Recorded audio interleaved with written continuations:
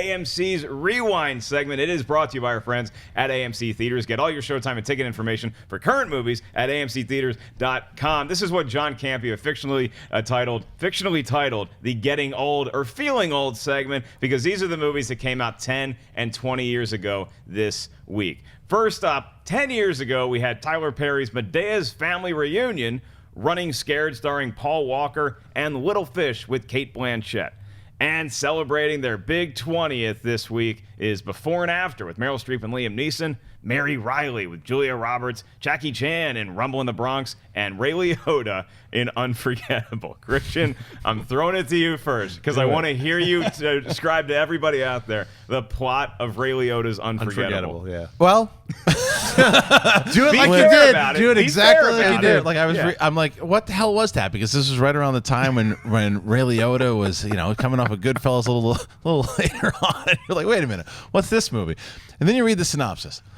It is pretty much beat by beat The Fugitive. I mean, it is. It's like a guy who's a doctor who's accused of murdering his wife, gets off, and then finds out that another doctor's behind. Then it is out of nowhere. Oh yeah, by the way, he's able to take some of her spinal fluid and see into her past. Whoa, well, that's not like The Fugitive, right? Like up in the ante. So I'm gonna go ahead and not talk about that ever again. But Rumble in the Bronx is the one that stands out to me. I mean, I was always a big Julia Roberts fan, and I remember seeing Mary Reilly on that was not good. Mary Reilly. Yeah, just remember that commercial? Yeah, really creepy. Yeah. So I don't remember Before and After. So Rumble in the Bronx, it was Jackie Chan in his prime. So yeah, Rumble in the Bronx came out, and it was like the re-announcement of Jackie Chan to American audiences. And then after that, he got a couple other movies that did okay, because it's like, oh my God, we forgot that this guy existed in the world, and it's great to see him on a scale like that. Mary Reilly, funnily enough, is the one that stands out to me, because when I was a kid in school, everybody was talking about how we didn't know there was a Dr. Jekyll and Mr. Hyde movie coming out because it was just so marketed very strangely. I get that her character was the centerpiece, but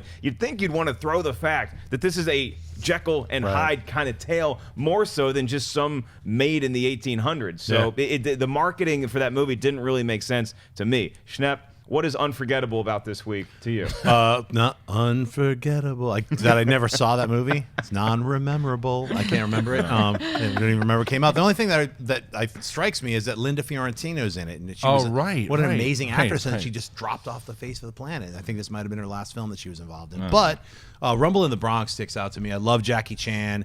I was lucky enough that when I was in college, the lady who ran our film center, Barbara Sherrids was her name. She was bringing in like John Woo, John Woo? No. I'm sorry. I'd hang out with that dude. She brought Jackie Chan in and Chow Yun-fat. Sorry, I was trying to remember his name. Chow Yun-fat.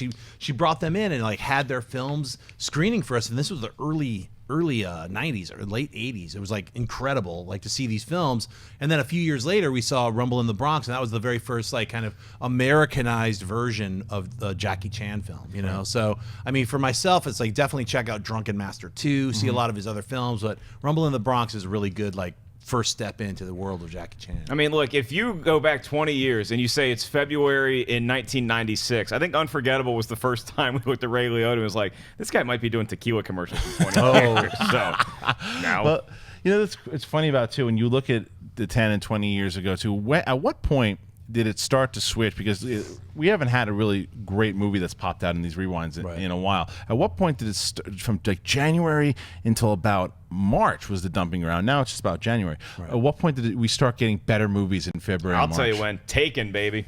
First Taken movie came out. Well, no, but 300 came out in March, too. 300 came out in March. Yeah, but March was already, like, better than January and February. Taken, that's the one you want to take your parents to. Hey, guys, if you like this clip, click here to watch the entire episode. Also, make sure you subscribe to our YouTube channel because it'll help you stay up to date with all the stuff we've got going on here at Collider.